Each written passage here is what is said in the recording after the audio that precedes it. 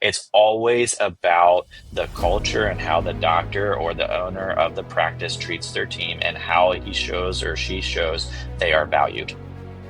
Making sure your team isn't afraid to make mistakes is how you get them to own their position as well. Learn, encourage, ask, and deliver. The more you can delegate and offload, the more you can lead and manage. A lot of times, the other team members and people that are outside of management don't really just understand how much we're trying to hold everybody else together and how much we truly care of wanting everyone to be successful in the practice. Welcome to the Wisdom Dental Podcast, a new era of dentistry, where we peel back the layers of a running modern dental practice. From real-world stories to smart solutions, we're here to help you build a thriving business and deliver care with confidence. Let's get started. Hello, welcome back. Today, I am sitting down with someone a lot of dental office managers already know and trust, Zach Shelley. So Zach Shelley began his professional journey as a skateboarder, spending over 15 years competing and traveling before transitioning into the dental industry in 2009 as a dental technician. In 2020, he moved into dental practice management, where he discovered his passion for helping dental offices operate more efficiently and grow sustainably. Zach has built one of the most engaged online communities for dental office managers called the Dental Office Manager Leadership Network, while also living the reality of managing a successful dental practice himself. So today we are going to talk all about leadership, community, and what office managers actually need right now to survive and thrive in dentistry. Let's give a warm welcome to Zach Shelley. Zach, thank you so much for coming on. Thanks, Ashley. I appreciate it. Super excited to be here and have this conversation today. Absolutely. So, Zach, you've been in the seat managing a busy practice while also leading thousands of office managers online. So, what do you Mhm. think people outside the office manager role still don't understand about what office managers carry in the day to day? Yeah, and that's a loaded question, right, Ashley? Like we have Right. so much that we go through as leaders. And what I want to kind of preface this whole answer of the question is for me, there was a lot of weight that was held on the fact that I wanted my team to have everything that they needed to do their job successfully. I wanted them to be happy where they're going. And this is a point like in many podcasts that I've been on, and even the one I host myself, like we talk about, there's so much that we carry, and the team doesn't always realize how much we truly care about them Yeah. and how we truly want them to be successful. And not so much of, you do have those managers that, don't lead with integrity, that don't lead with grace. But then we have a lot of office managers that do truly care about their teams, and I would like not sleep at night sometimes because I'm like, man, like this is the point I make to everybody. We spend inside the office more time with our coworkers Mm-hmm. than we do with our own families. Right. And when I had that realization a couple years ago, I was like, that sat really heavy with me, because I spend more time with you than my children, than with my wife, and then at my home. That why are we going to be miserable together?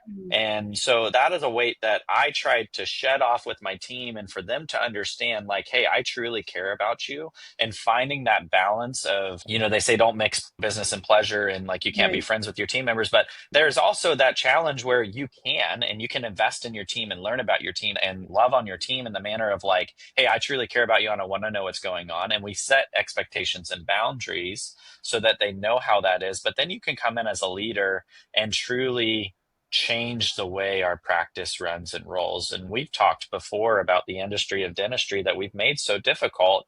And it's because we're not willing to go against the grain and find the commonalities and ways that we can grow and build together. And so I feel like a lot of times, the other team members and people that are outside of management don't really just understand how much we're trying to hold everybody else together and how much we truly care of wanting everyone to be successful in the practice. Oh, that's so true. And I think even when you go outside dentistry, not all industries are like this, where you really become like a family. And it is more, a lot of the times, than just a job because you are with these people day in, day out. You're carrying struggles with one another. And that office manager carries a lot of that pressure and that load. of being the glue that is trying to hold this dysfunctional family sometimes Yeah. together and keeping Yeah. us uplifted. Yeah, absolutely. Couldn't agree more. Yeah, very, very true. So you built this incredible Facebook community for office managers. I just want to know, first of all, starting as a professional skateboarder, coolest thing I've ever heard. My 10-year-old daughter want to learn from you. She loves skateboarding. Love it. But how do you go from skateboarding to starting this? What made you start it? What did you see as you got into the industry, in the dental industry? What did you see that was missing that made you say, hey, we need this in our community? Yeah. So let's backtrack to early 1990s, right? Mhm. Parachute pants and neon That's greens and yellows and nothing like the pinks. And 90s. yeah, I'm an 80s baby. So, I definitely lived it through the 90s. And I started skateboarding at like 6 years old. And, everybody has that Mhm. dream of, Yeah. becoming a professional skateboarder and all that fun stuff. And, so I set my mind to this goal. And I will say, skateboarders are some of the most determined people you'll ever meet. I mean, you throw Mhm. yourself down something over and over Right. and over, bleeding and you're cut and beat and bruised, but you don't give up. And something that skateboarding taught me is, persistence. Eventually, there will be, success in that persistence if you continue to try and get that mental mindset of visualizing what you're doing and moving forward. And fast forward to 18 when I turned pro and started competing, obviously dream was accomplished. But one thing I realized is, yes, I was a professional athlete for many years and, you get to go to these things and sign autographs and do all these fun things, but you're still the same person, right? Like nothing of Mhm. me changed. I still, and I use this analogy and it's a very simple one. It's just, I still put my pants on one leg at a time. And I started meeting other people that were like, I looked up to. And sometimes it was like, they feel like they've hung the moon, right? And Mhm. like, they feel like they've changed the world. And I'm like, but you haven't. Like, you're amazing at what you do. And we don't want to negate that. But there's nothing other than that like I respected you, but now I'm kind of starting to think about it a little bit differently of how Mhm. you kind of portray yourself. And a friend of mine was looking for a driver at a dental lab, and that's how I got into dentistry. Is I wanted to have more sustainable income. When you compete, if you get hurt, you don't get paid, right? Like you can't skate. Right. So there's a lot of risk in trying to grow a family and get married and all this fun stuff. So I made the decision. He was like, I need a driver, but you drive a big truck. Like, I can't afford gas on Mhm. that. Like, it's too much. And I was like, okay, I'll sell my car. And he's like, don't do that. Like, it's not that important. And the next day I called him. I was like, hey, I sold my truck. I bought a car. I'm ready to start. And I just forced myself into the position. And he really couldn't say no because he's like, dude, this guy hung up everything, Right. here, like sold his truck, bought a car. And so I worked for him and started looking at like what we were doing at dental prosthetics. And I was like, I want to learn. And I started learning and learning and learning. And fast forward 11 years, I had managed that lab. I transitioned it from analog to digital. I was doing full arch cases, CAD, 3D printing, and being able to be chairside and see these experiences with patients of what we're creating for them. That in 2020, I was reached out by a doctor and said, hey, I want you to run my practice. And we grew Mhm. that practice significantly over 5 years. And in that 5 years, I had a friend reach out to me that I worked very closely with, Dental Intel, which was Adam Smith. And he said, you were on our podcast. And he goes, it blew up. And he's like, you have a lot of great information. Like, people need to hear from you. And I was like, no, I don't got time for that. And he's like, you need to start a Facebook group. And I was like, no. And the next day he's like, what's the name of your group? Here's like five that I can think of. And I was like, dude, like, I don't think I'm going to do that. The next day he's like, hey, what are you naming your group? Mhm. And like, he's like, it's got to have this. And I'm like, he wouldn't take no for an answer. And it was that like, kind of that persistence of me and Yes. skateboarding, right? And so finally I was like, okay, this is what I have for a name. And he's like, I like it. He goes, all right, so get your group started. And he goes, I'll be your, first member. Like, we'll get people to join. And so I was like, all right, it started. And, I had like 10 people in it, which was like, my wife and Adam and a couple other people from DI. Like, it was like, no office managers yet, but like people that I knew would support me and share the group.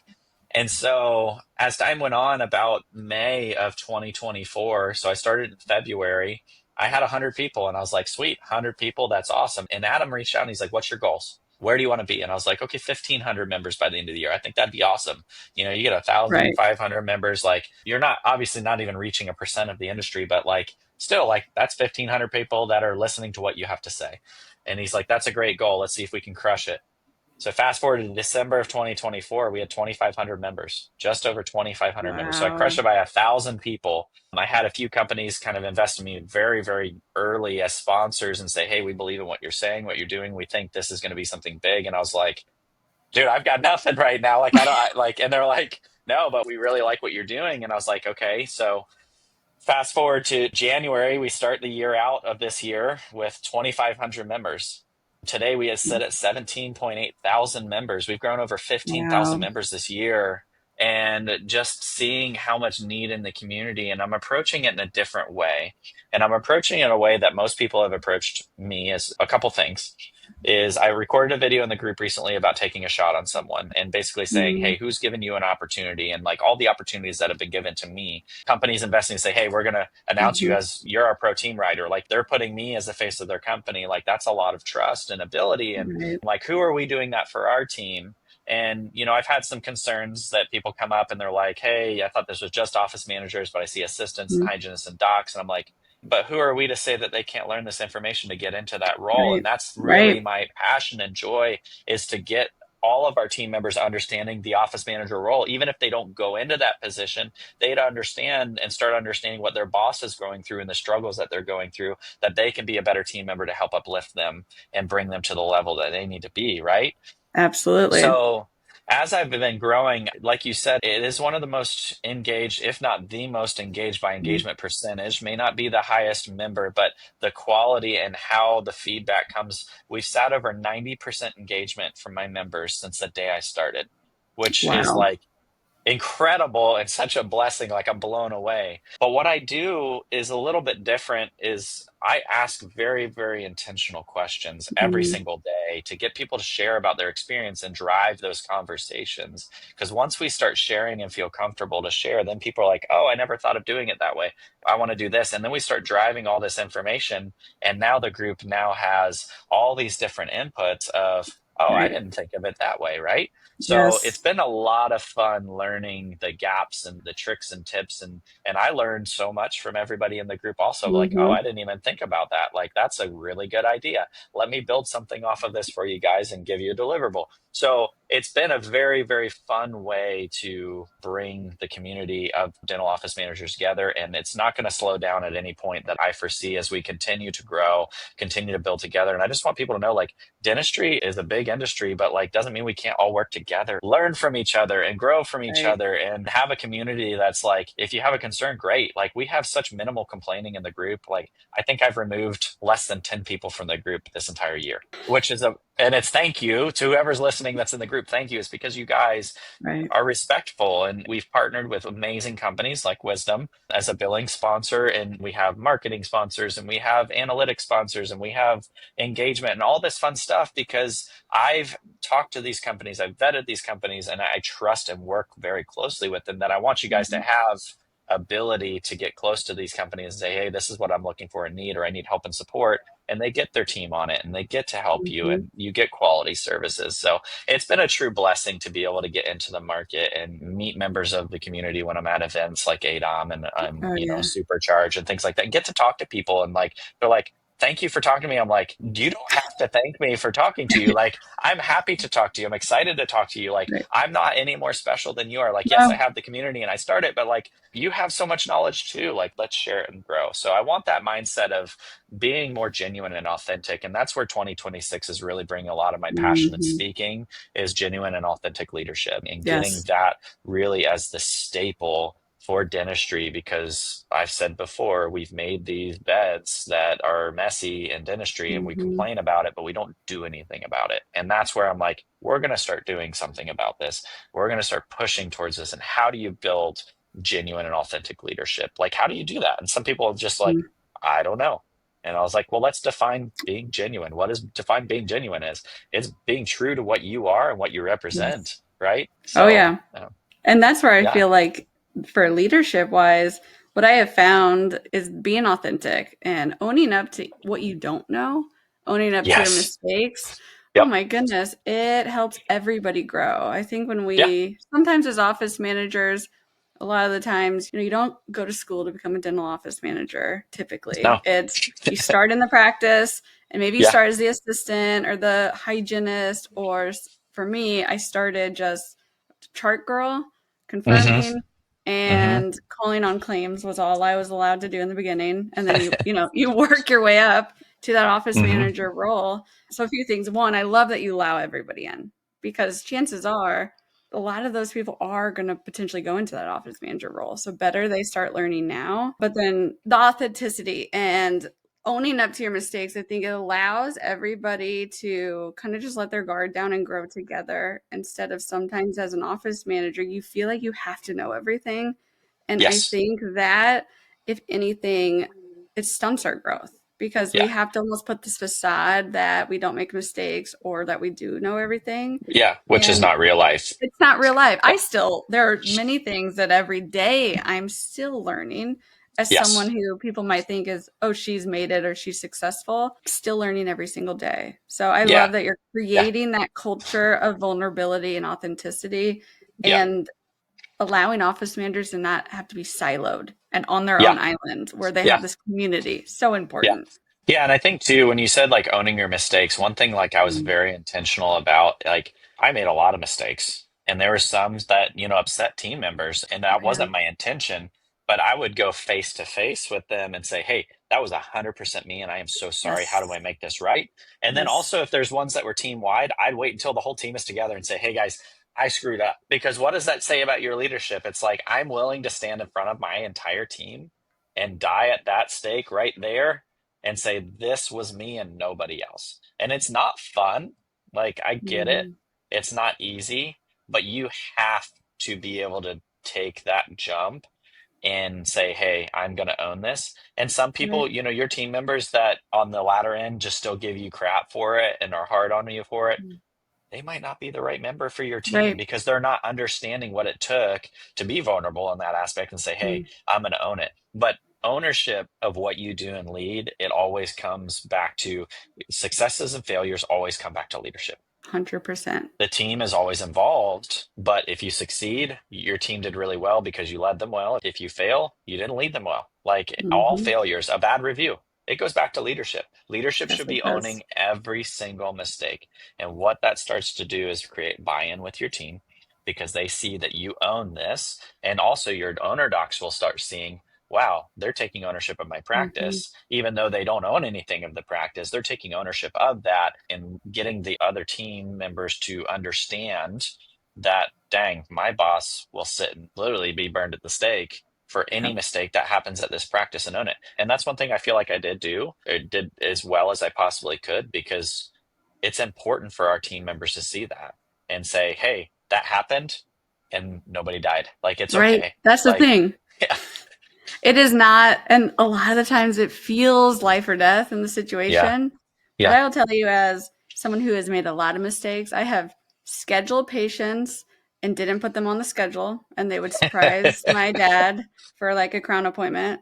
I have not found the waiting period on the crown, Mhm. and insurance paid Yeah, zero, and I had yeah. to own up to that mistake. I have sent statements out accidentally to everybody instead of going because I didn't push the button in Dentrix that you had to Yep, review them, verify them yep, first, and yep. every statement went out.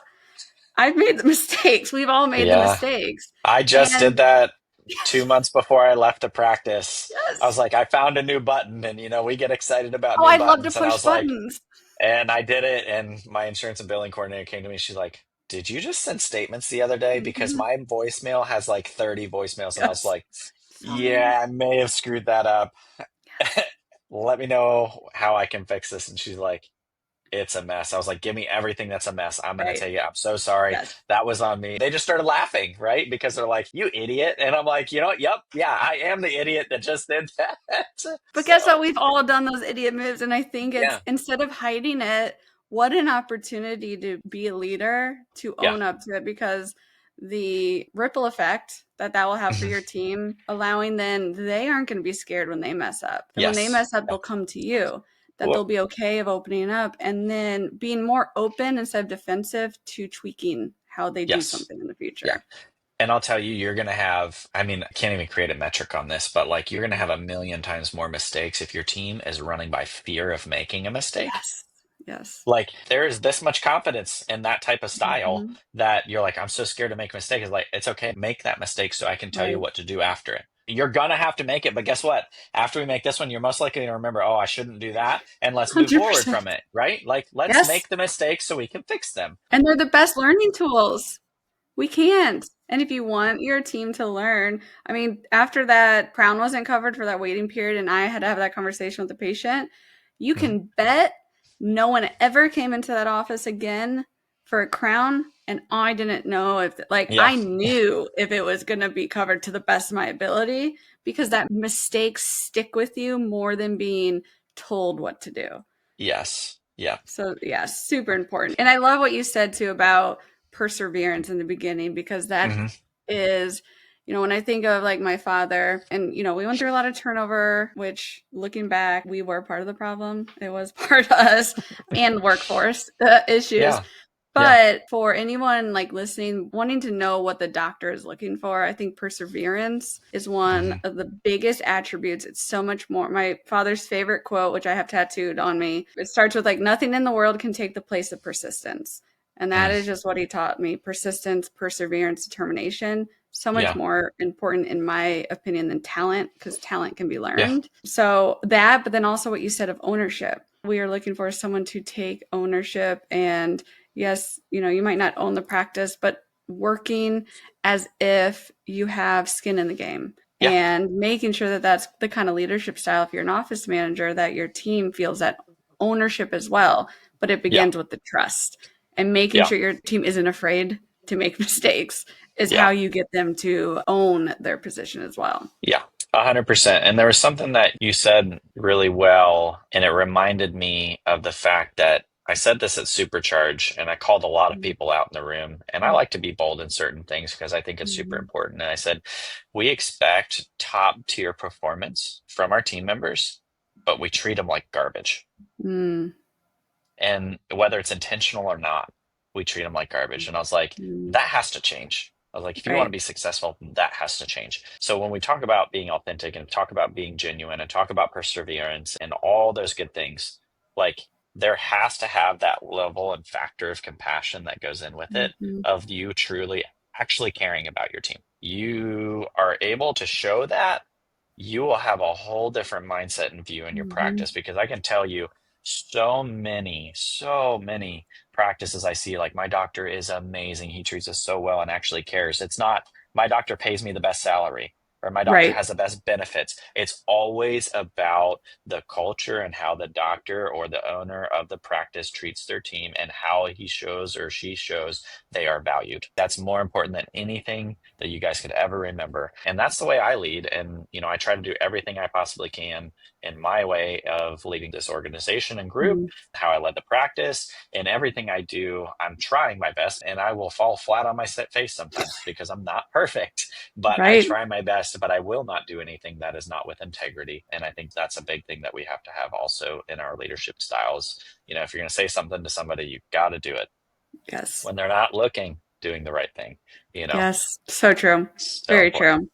Yeah. So I would love to know, and because you see a lot in your Facebook group, and Yeah. I want to know what are you seeing are the top 2 to 3 struggles or Mhm. stressors right now that just are consistently coming up in the community? So, number one, and Kirk and I just recorded 2 episodes on this because it's a big Mm, pain point.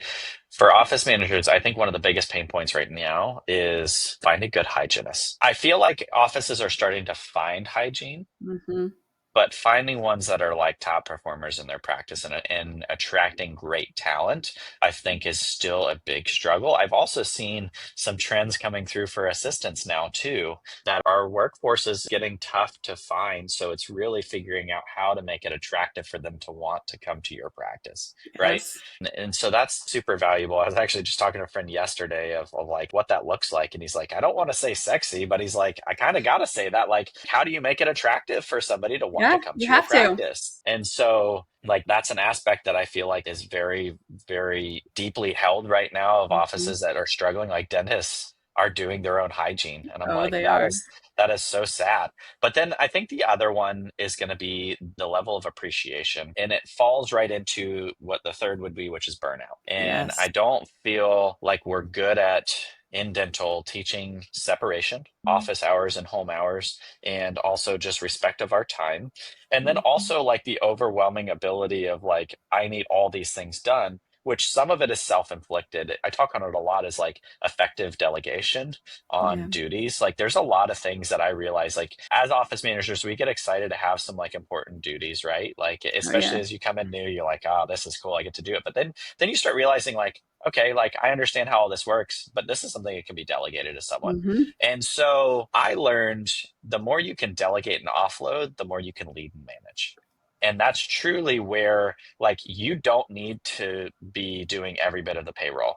Like you don't need to be doing every bit of EOB and check processing. Like you need to be teaching your team to do this well. And then you have the oversight there that you can make sure it's getting done correctly. And then you can lead your team better when you're freeing up these skills. Like I had one of my front office team members that handed out all the time cards to everybody, had the stamps on there so they could put their PTO Mhm. time, everything in there, make sure everything looks correct, compiled it, put it in a grid. And all I did was just review it to make sure it was correct. Then it went to the bookkeeper to run. Payroll took me Right. about 5 to 10 minutes every Right. single pay period. And it's things like that to where it's like, who can I empower in my office to do the things well to where I can just oversee and make sure it's happening? That frees up so much time during your day, like so much time. It does, but we're so scared. I'm this way too, Yeah. control freak. And that's what makes us good office managers, or I Hmm. mean, because we do care about Yeah. excellence. Yeah. But true leaders, and this is what I'm learning now, the past few years, is how important delegation is. And to be a good leader, you really almost want to work yourself out of a job. You want to build the Yeah. people under you enough that Hmm. they can do everything you can do. That's going to be the sign of a great office manager, because Yeah. ultimately there needs to be someone in the practice that isn't being bogged down with the administrative tasks so they can forward think. It is a Yep. different part of your brain to be able to think strategy and strategic and Hmm. vision. Yes. And if you're always in the part of your brain that's doing the data or posting the EOBs or calling on insurance agent, which a lot of office managers still are, Hmm. then it doesn't allow you to think about those things that are actually going to grow your practice, not just keep up with the practice as it is. Yeah, I've told you about this, and I think this completely applies right into what you're saying, which is my lead principle, which is learn, encourage, ask, and deliver. The whole learn part is like give that back to your team and teach them. And then the encourage is like encourage them to continue adding to their plate and doing it, and then Mm, asking them what they need to be able to do their job successfully, and then deliver on what you say you're going to do. And it's like yeah, when your team is better than you at what you do, like that's a win because that when is. a patient comes in and they have an issue with a big treatment plan that they don't understand, guess who's available? The office Hmm. manager, right? Absolutely. Can So, you say that again? Your which one? LEAD. Yeah. So it's learn, encourage, ask, and deliver. So great. So Yeah. great. So, Yeah. Zach, for all the office managers listening who just feel overwhelmed or ready to walk away or just burnt out, like you talked about, Yeah. what do you want to leave them with? What do you want them to hear right now from someone who really understands their world? Well, one, you have at least one other person on your team, which is me. My line is open. I have my cell phone on my website. It's not hard to find how to get in contact with me. Call me, shoot me a message. I'm here to encourage you and help you walk through and connect you with people that are in the same boat as you or have been through that and have come on the other side. And, the last part of that encouragement I would say is just take a step back and look at everything and look at the full picture and say, what are things that I could be doing that I could give to my team or things that I'm truly struggling with? Is it a me thing or is it truly an office thing? And Yeah. really give it a fair shot of where you're sitting of like, what is creating the burnout?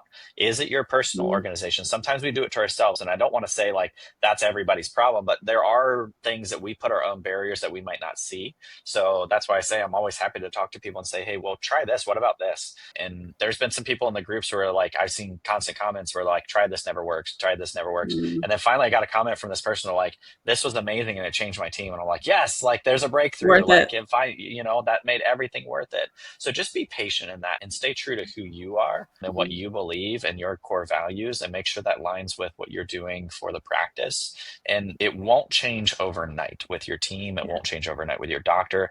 A lot of this I talk about has happened over the course of 16 years. That's not to diminish or get you like, oh crap, like I'm in the long haul, but like we're always finding things to improve upon. So take one small step and conquer one thing at a time. Just like I tell every practice that's looking to change things in their practice, one thing. Mhm.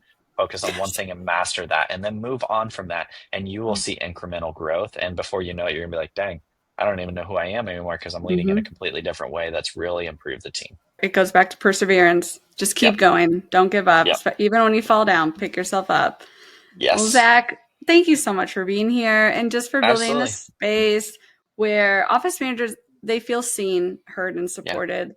So important right now in a place where we're all craving community. I really believe that this industry changes where we do start supporting people, especially Yes. people that are being the glue that holds our practices together. Thank you, everybody who's listening. If today resonated with you, go find Zach's community, get plugged in, and surround yourself with people who understand what this job really looks like. And as always, if insurance and billing are one of those overwhelming pieces on your plate, that's exactly why we built Wisdom, to support offices without taking visibility or control away. So we'll link everything in the show notes today. Thank you all for listening. Thank you, Zach, for being here. And Thanks we for will see having you me. next time. Bye.